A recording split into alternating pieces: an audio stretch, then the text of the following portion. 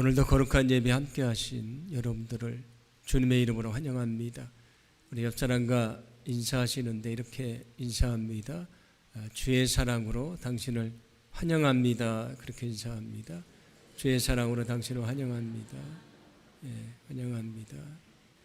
감사합니다.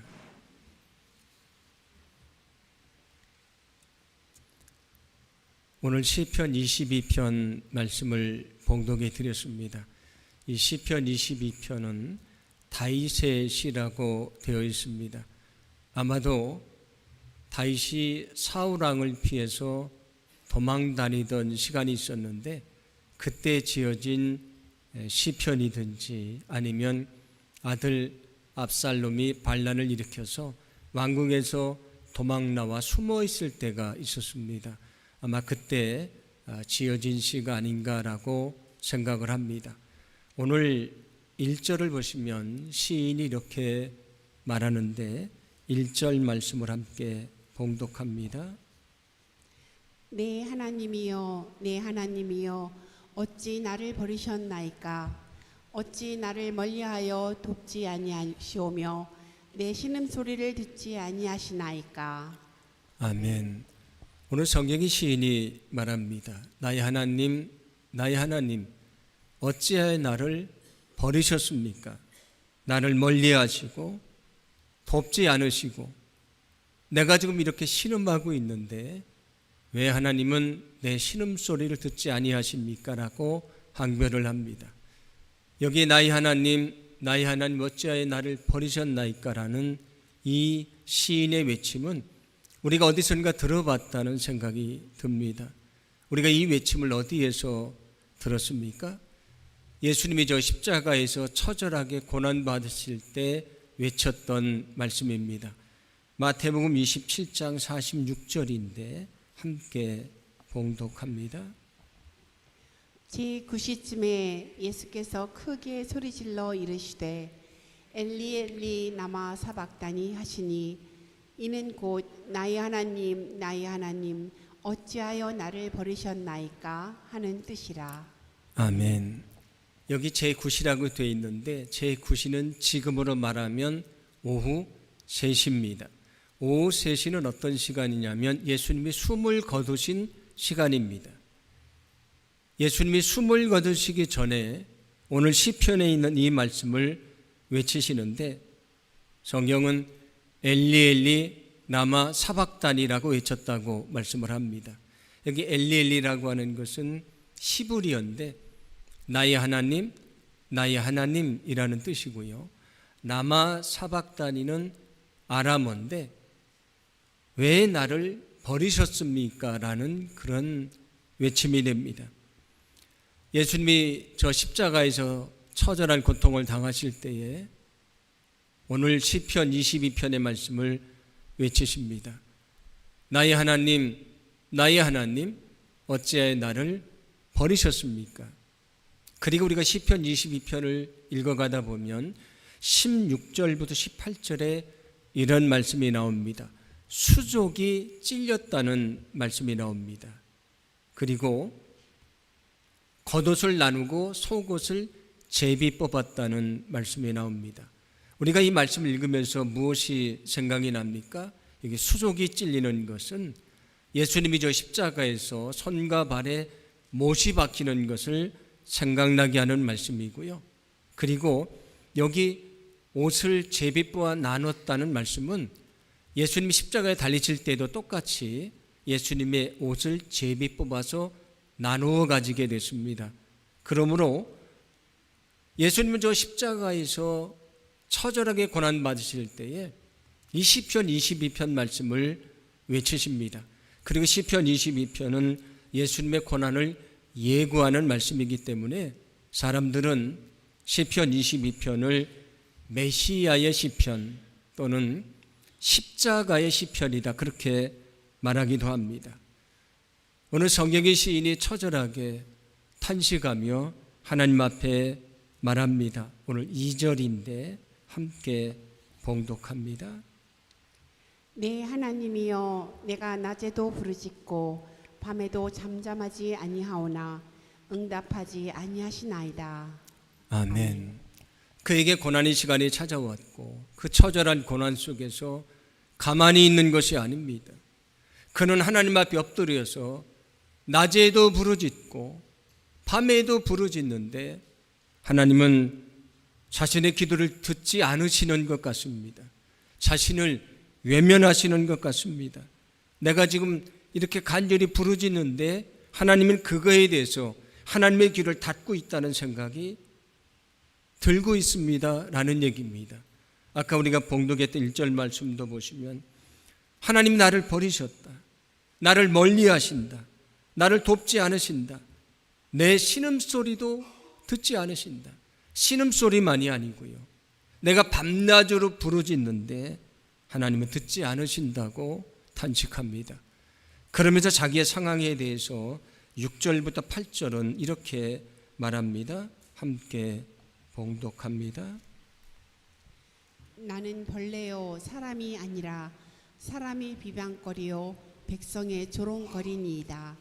나를 보는 자는 다 나를 비웃으며 입술을 삐죽거리고 머리를 흔들며 말하되 그가 여호와께 의탁하니 구원하실걸, 그를 기뻐하시니 건지실걸 하나이다. 아멘.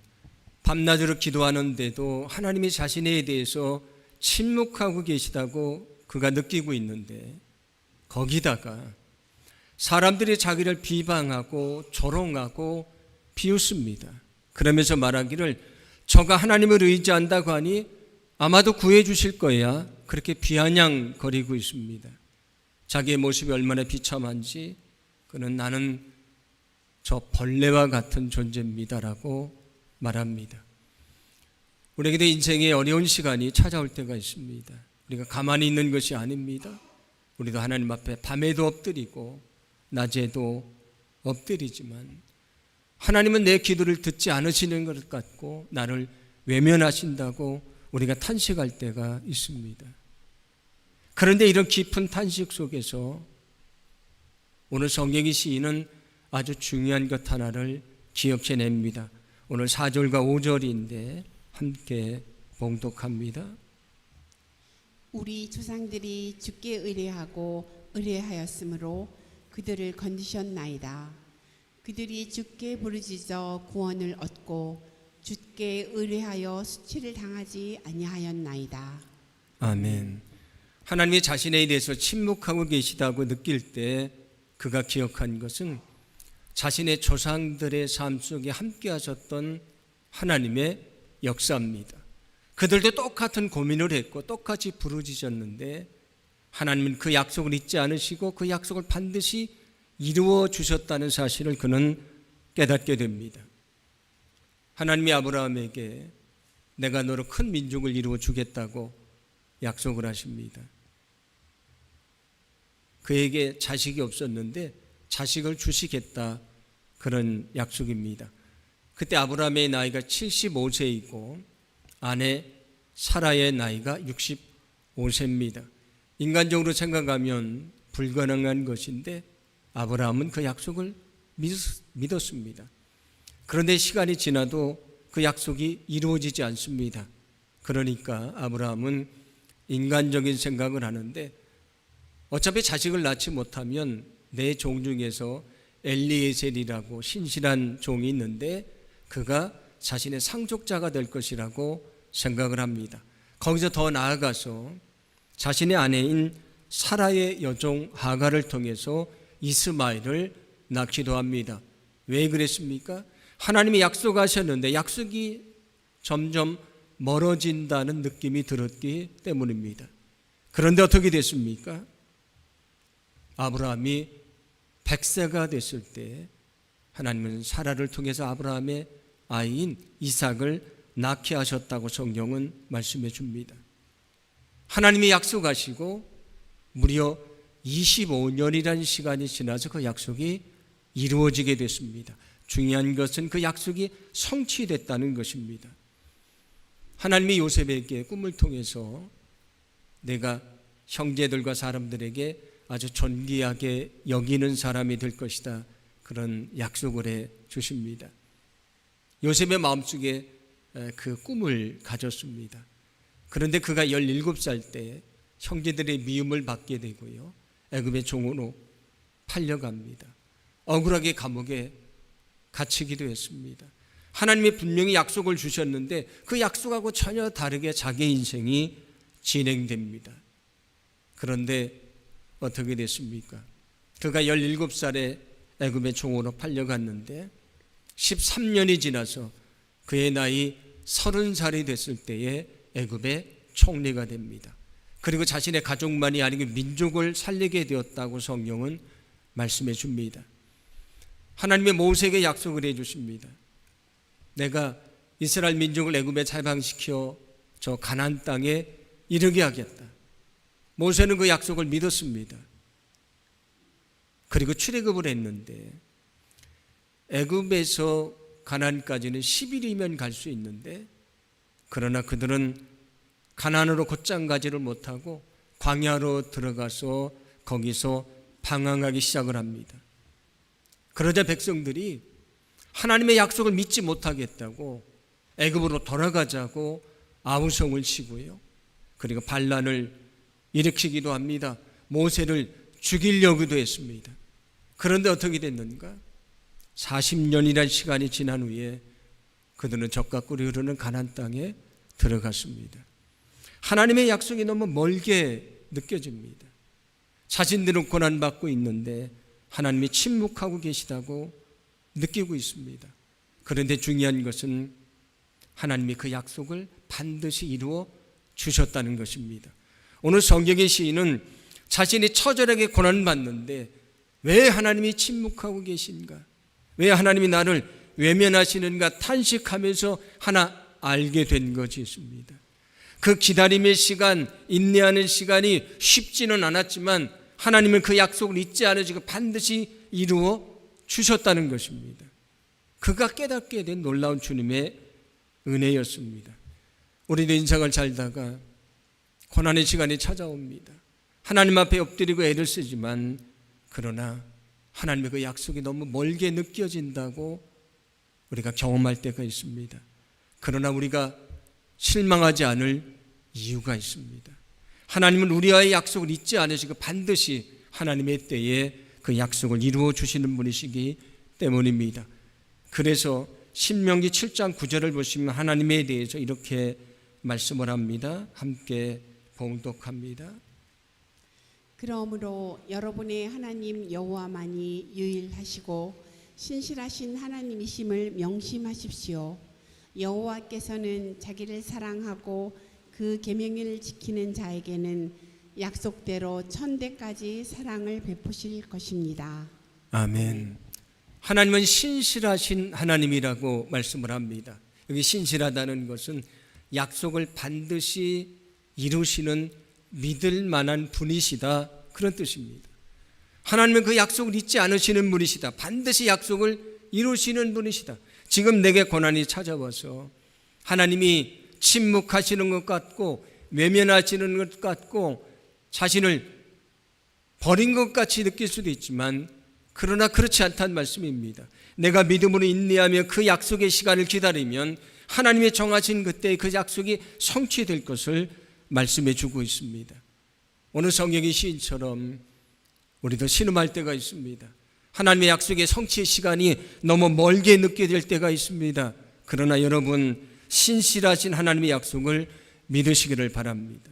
하나님은 반드시 약속을 지키시는 신실하신 하나님이 되시기 때문입니다. 우리가 그 시간에 인내하며 믿음으로 주님을 의지할 때에 하나님이 약속하신 그 시간에 우리와 약속을 이루시고 우리를 다시 이렇게 세워주시는 놀라운 주님의 은혜를 베풀어 주실 줄로 믿습니다. 이 성경은 약속의 책입니다. 그래서 이 성경은 오래된 약속, 구약과 새로운 약속, 신약으로 이루어졌습니다. 여기는 하나님의 약속으로 가득 차 있고요, 그 약속이 이루어진 증거들로 가득 차 있습니다. 성경은 약속의 책입니다. 때로 우리가 세상을 살다가 힘들고 어려운 시간이 찾아오고 우리가 믿음 안에 살려고 애를 쓰지만 당장 삶의 문제가 해결이 되지 않고 정말 하나님이 나를 지켜보시는 것인가? 내 기도를 들으시는 것인가? 혹시 나를 떠나신 것이 아닌가? 나를 버리신 것이 아닌가라고 느끼게 될 때도 있습니다. 그러나 결코 절망하지 않을 것은 하나님은 우리와 약속을 반드시 이루어 주시는 분이시기 때문입니다. 어떤 상황 속에 있든지 하나님의 거룩한 축복의 약속을 믿기를 간절히 소망합니다. 우리가 믿음으로 인내하며 주님을 바라볼 때에 반드시 그 약속이 내게 이루어지는 하나님의 거룩한 축복을 보게 해 주실 줄로 믿습니다. 오늘 이렇게 탄식하던 시인의 모습을 제가 묵상을 하다가 아주 중요한 것 하나를 또 깨닫게 됐습니다. 그는 하나님 앞에 항변합니다. 왜 나를 버리셨습니까? 왜 나를 외면하십니까? 그렇게 탄식하는데 중요한 것은 그는 여전히 그 하나님을 나의 하나님으로 부르고 있다는 사실입니다. 나의 하나님, 나의 하나님, 어찌하여 나를 버리셨습니까? 그러므로 나의 하나님이란 고백 속에는 내가 이렇게 처절하게 고난받고 있지만 그래도 하나님은 나의 하나님이 되십니다. 내 삶의 문제를 해결해 주실 분은 하나님밖에 없습니다. 내게 희망은 하나님이십니다 라는 고백입니다. 그래서 오늘 9절과 10절에서 하나님에 대해서 그는 이렇게 고백을 합니다. 9절과 10절을 함께 봉독합니다. 오직 주께서 나를 모태에서 나오게 하시고 내 어머니의 젖을 먹을 때에 의지하게 하셨나이다. 내가 날 때부터 주께 맡긴 바 되었고 모태에서 나올 때부터 주는 나의 하나님이 되셨나이다. 아멘. 어머니 뱃속에 나를 잉태케 하신 분이 하나님이십니다. 그 어머니 뱃속에서 나오게 하신 분도 하나님이십니다. 그때부터 하나님은 나의 하나님이 되어주셨습니다. 내가 어머니 품에 안겨서 젖을 먹을 때도 나의 하나님이 되어주셨고 내가 지금 처절하게 탄식하는 이 시간에도 하나님은 여전히 나의 하나님이 되신다고 고백을 합니다. 그래서 시인은 11절에 다시 이렇게 고백하는데 11절 말씀을 함께 봉독합니다. 나를 멀리하지 마옵소서. 환난이 가까우나 도울 자 없나이다. 아멘. 하나님 나를 멀리하지 말아주십시오. 내가 지금 환난을 당하고 있는데 나를 도와줄 사람은 이 세상에 아무도 없습니다. 하나님만이 나의 하나님이 되시고 하나님만이 나의 구원이 되시고 하나님만이 나의 도울 자가 되십니다. 나의 유일한 희망입니다 라는 믿음의 고백입니다. 우리가 인생을 살다가 여러 가지 고난 속에서 그 고난을 이겨내려고 우리가 부르짖고 애를 쓰지만 하나님이 너무 멀리 계시다고 느낄 때가 있습니다. 하나님이 침묵하신다고 느낄 때가 있습니다. 그러나 여러분 잊지 않기를 간절히 소망합니다. 여전히 하나님은 나의 하나님이 되시는 분이십니다. 여러분 하나님이 여전히 나의 하나님이 되심을 잊지 않기를 간절히 소망합니다. 나의 하나님이시기 때문에 나를 버리지 않으실 것입니다. 나의 하나님이시기 때문에 끝까지 나를 지켜주실 것입니다. 세상에 어떤 것도 나를 도울 수 없지만 하나님이 나의 하나님이시기 때문에 나를 도와주시고 나를 일으켜 세워주실 줄로 믿습니다. 이사야 43장 1절과 2절을 보면 이런 말씀이 나오는데 함께 봉독합니다. 야곱아, 너를 창조하신 여호와께서 지금 말씀하시느니라. 이스라엘아, 너를 지으신 이가 말씀하시느니라. 너는 두려워하지 말라. 내가 너를 구속하였고 내가 너를 지명하여 불렀나니 너는 내 것이라. 네가 불 가운데서 지나갈 때에 내가 너와 함께 할 것이라. 강을 건널 때에 물이 너를 침몰하지 못할 것이며 네가 불 가운데로 지날 때에 타지도 아니할 것이요 불꽃이 너를 사르지도 못하리니. 아멘. 너희는 두려워하지 말아라. 왜냐하면 내가 너를 지명하여 불러 너는 내 것이라고 명했기 때문이다. 하나님이 나의 하나님이 되어주신다는 약속입니다. 그리고 뭐라고 말씀합니까? 저 강물이 너를 침몰하지 못할 것이다. 저 불꽃도 너를 사르지 못할 것이라고 말씀을 합니다. 이것이 하나님의 약속입니다. 저도 때로 힘들고 어려운 시간이 있지만 제게 위로가 되는 말씀은 바로 하나님이 나의 하나님이 되신다는 것입니다. 여러분, 하나님이 우리의 하나님이 되신다는 것, 바로 나의 하나님이 되신다는 사실을 분명히 믿으시기를 바랍니다. 때로 삶이 힘들고 어렵지만 나의 하나님이 되시는 하나님의 손을 놓지 않을 때에, 우리가 그 손을 꼭 붙잡을 때에 우리의 삶의 문제를 해결하시고 우리를 다시 이렇게 세워주시는 하나님의 놀라운 능력을 경험할 수 있도록 우리 삶을 축복해 주실 줄로 믿습니다. 오늘 성경의 시인이 탄식했던 것이 무엇입니까? 하나님이 나를 버리셨다. 나를 외면하셨다. 그 얼굴을 돌리셨다는 것이고 나의 부르짖는 소리를 듣지 않으신다는 것입니다. 그래서 하나님 앞에 엎드려서 처절하게 탄식하며 하나님 앞에 질문합니다. 왜 나를 외면하십니까? 왜 하나님은 침묵하고 계십니까? 왜 나의 부르짖음을 듣지 않으십니까? 그런데 하나님 앞에 엎드려 처절하게 기도하던 그가 깨닫게 된 것이 있습니다. 하나님은 자기를 외면하시는 분이 아니십니다. 여전히 자기를 지켜보시고 지금도 자신의 기도를 들으신다는 사실을 알게 됩니다. 그래서 24절에 그는 이렇게 고백을 합니다. 함께 봉독합니다. 그는 곤고한 자의 곤고를 멸시하거나 싫어하지 아니하며 그의 얼굴을 그에게서 숨기지 아니하시고 그가 울부짖을 때에 들으셨도다. 아멘. 자기가 고난받고 있는 하나님이 자기를 보시지 않는다고, 듣지 않으신다고, 내게 대해서 눈을 돌리시고 귀를 막으셨다고 탄식했던 그가 고백을 합니다. 아닙니다. 하나님이 여전히 그 눈으로 나를 보시는 분이시고 그 귀로 내 기도를 들으시는 분이십니다. 우리가 인생을 살다가 우리도 오늘 성경의 시인처럼 탄식할 때가 있습니다. 그러나 여러분, 잊지 않기를 소망합니다. 하나님은 우리를 여전히 지켜보시고 여전히 우리의 기도를 들으시는 분이십니다. 여러분, 하나님은 여전히 우리를 지켜보시고 우리의 기도를 들으시는 분이심을 믿으시기를 바랍니다. 우리가 그럼에도 불구하고 여전히 엎드려 기도하고 하나님을 바라보는 이유는 여전히 우리를 지켜보시고 우리의 기도를 들으시기 때문입니다. 시편 34편 15절은 이렇게 말씀을 합니다.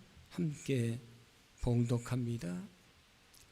여호와의 눈은 의인을 향하시고 그의 귀는 그들의 부르짖음에 기울이시는도다. 아멘.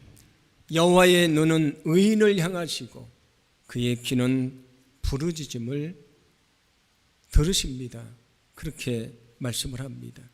하나님이 내게 눈을 돌리셨고 내 기도를 듣지 않는다고 탄식할 때에 주님이 우리의 마음속에 들려주시는 말씀입니다.